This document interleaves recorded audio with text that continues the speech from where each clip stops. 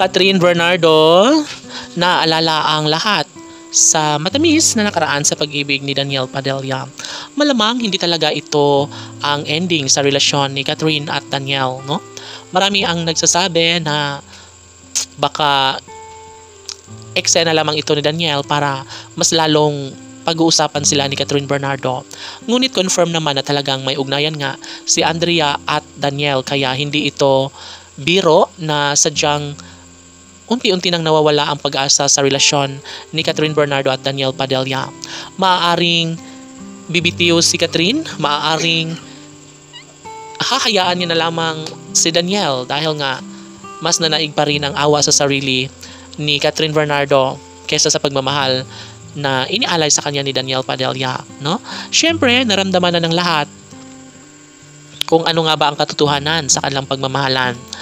Dapat talaga na patunayan ni Daniel Padilla ang kung ano man ang kanyang pag-ibig na nasimulan kay Catherine Bernardo, dahil nga talagang porsigido pa rin naman si Catherine na magbunga, na maging maligaya ang puso ni Catherine sa piling ni Daniel Padilla, no? Confirm na talagang hindi ganun kadali ang mawala ang pagmamahal na nararamdaman sa mga puso ni Catherine Bernardo at Daniel Padilla.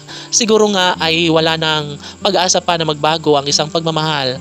Ganun pa man, ay nangyayari na ang mga kinakatatakutan ni Catherine Bernardo, ngunit ito ay kanyang nalampasan at natatanggap na rin naman umano ni Catherine Bernardo ang mga pagsubok na ito, kaya handang-handa na si Catherine na bumangon at hanapin ang mga bagay na makapagbibigay kaligayahan sa kanyang puso at isipan, no? Kahit wala sa kanyang tabi si Daniel, kahit hindi niya ito mahahawakan, mayakap at mahagkan, ay tanggap na ito ni Catherine Bernardo. Siguro nga ay sinubok lamang si Catherine ng tadhana, ngunit positibo pa rin naman ang pananaw ni Catherine Bernardo na siya ay tuluyang makabangon, na makamove on, na mahanap rin ang lalaking kanyang mamahalin sa habang buhay.